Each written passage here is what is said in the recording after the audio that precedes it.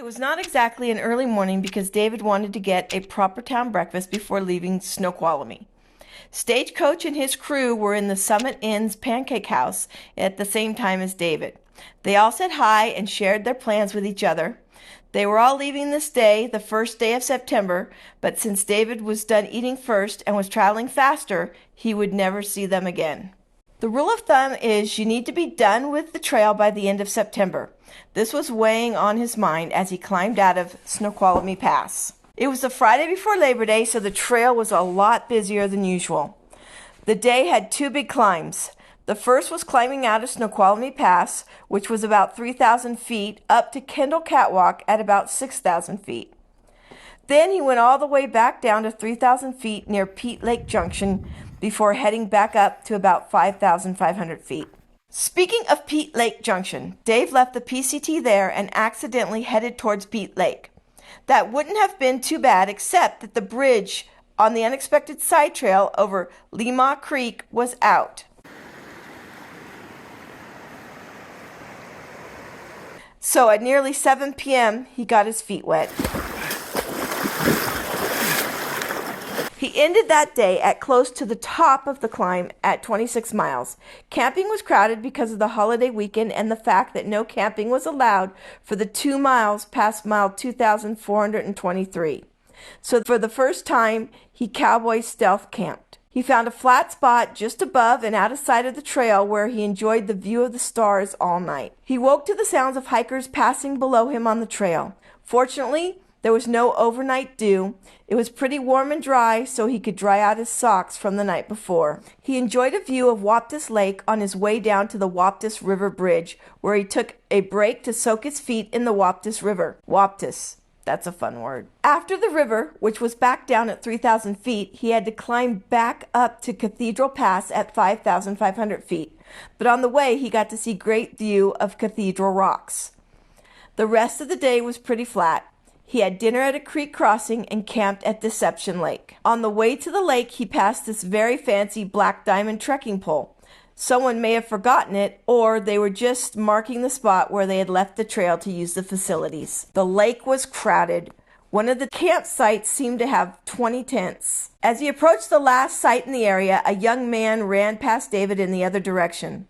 The final site had 2 large areas for tents.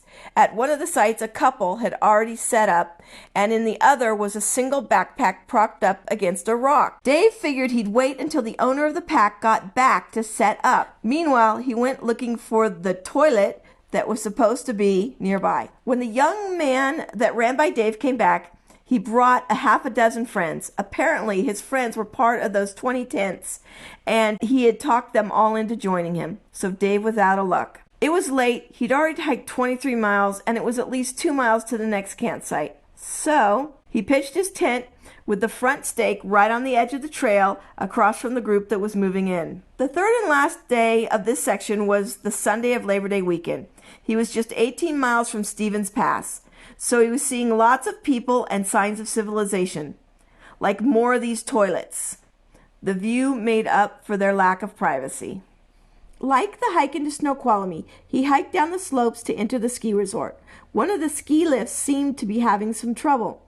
He ate dinner and had a beer at the ski resort. Magic Hobbit was in the lodge, charging his phone and hanging out with his hiking buddies, so the two of them could catch up again. Dave was leaving the first thing in the morning, and Magic Hobbit hadn't decided what he was going to do yet. The lodge was abuzz with talk about the fire closure that was imminent. The PCTA website said that the Forest Service was planning on closing an 8-mile stretch of the trail about a day's hike north of Stevens Pass. Dave had a lot to do and not much time to do it. He made reservations with the mountaineers for a place to stay and eat for the night and called the Snoqualmie outfitters to arrange a ride to their lodge for a resupply. While he was chatting with Magic Hobbit, he got a call from the outfitters. His ride was downstairs. He said a quick goodbye, and that was that. He would not see Magic Hobbit again. The resupply was the most expensive on the trail. The food for 6 days and a can of fuel cost him, well, us, $250. Despite spending so much, the outfitter's driver was adverse to dropping him off at the Mountaineers' Lodge.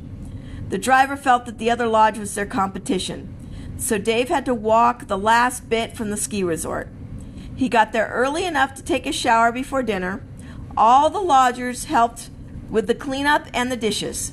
The mountaineer clientele was mostly skiers in the winter and mountain bikers in the summer, although they got a fair number of thru-hikers. After dinner, Dave did his laundry.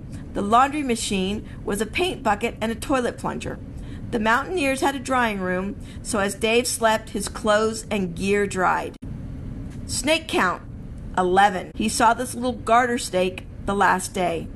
Trail stop checklist. Stevens Pass, check.